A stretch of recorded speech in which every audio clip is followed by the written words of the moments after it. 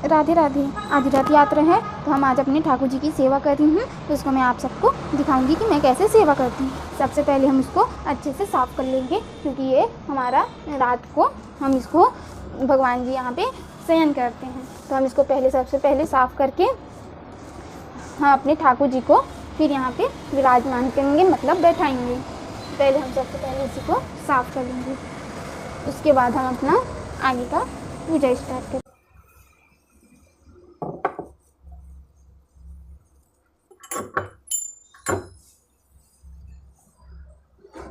मुझे माफ़ कीजिएगा, क्योंकि इसमें थोड़ी सी लाइट की आपको प्रॉब्लम होगी, इसलिए।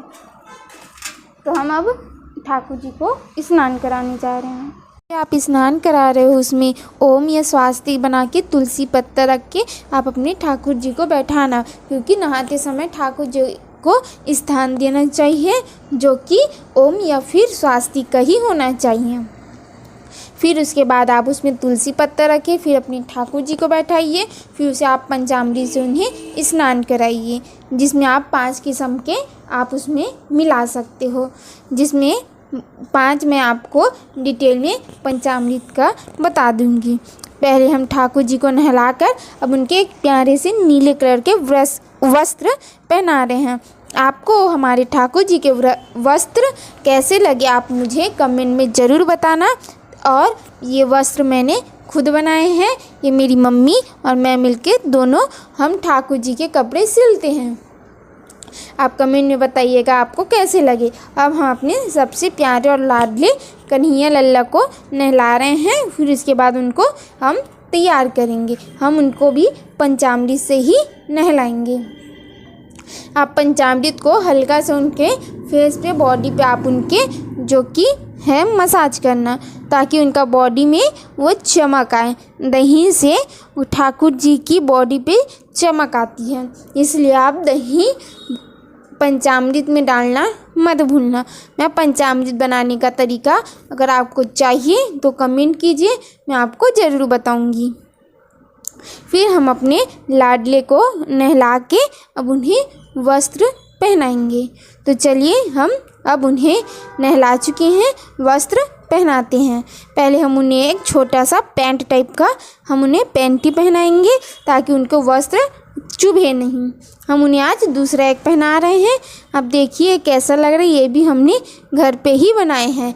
इसकी आपको मेजरमेंट चाहिए या फिर मैं कैसे बनाती हूँ तो आप मुझे कमेंट में बताइए, मैं आपको ज़रूर बताऊँगी कि ये मैंने कैसे बनाए हैं।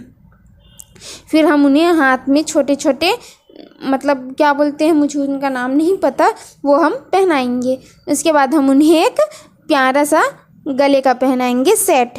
ये भी मैंने घर पे ही बनाए हैं। ज़्यादातर हमारे ठाकुर जी के हम घर पे ही उसको बनाते हैं, बाहर से हम खरीदा वाला ठाकुर जी को जल्दी नहीं पहनाते।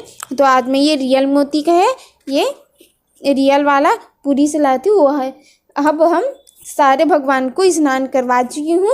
अब देख लीजिए हमारे ठाकुर जी भी कितने क्यूट से और प्यारे से। ये ठाकुर जी की अलमारी है।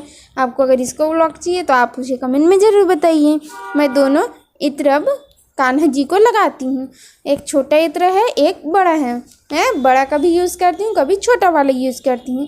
फिर हम सब भगवान पे एक एक करके इत्र छींट देंगे। उसके बाद हम उस पर तिलक लगाएंगे।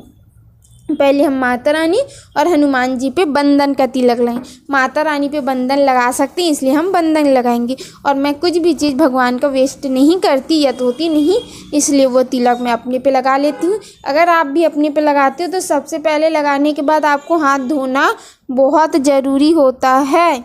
फिर सारे भगवान पे हम अलग अलग किस्म के तिलक यूज़ करते हैं। और फिर हम धूप बाती जलाएंगे। उसके बाद हम भगवान की उससे पूजा करेंगे। पूजा करने के बाद हम आरती करेंगे। उसके बाद हम आपको आरती करनी आरती कर सकते हो, या धूप जलानी धूप कर सकते हो। आप हमेशा धूप को स्टील के उसका एक आता है उस पर रखिएगा, ताकि आपके जो लकड़ी के हैं जो भी हैं तो वो जले नहीं और सेफ रहें। फिर हम पंचमेवा का भोग कराते हैं। आज मैं सुबह में पंचमेवा खिलाती हूँ, फिर दोपहर में मैं और कुछ खिलाती हूँ।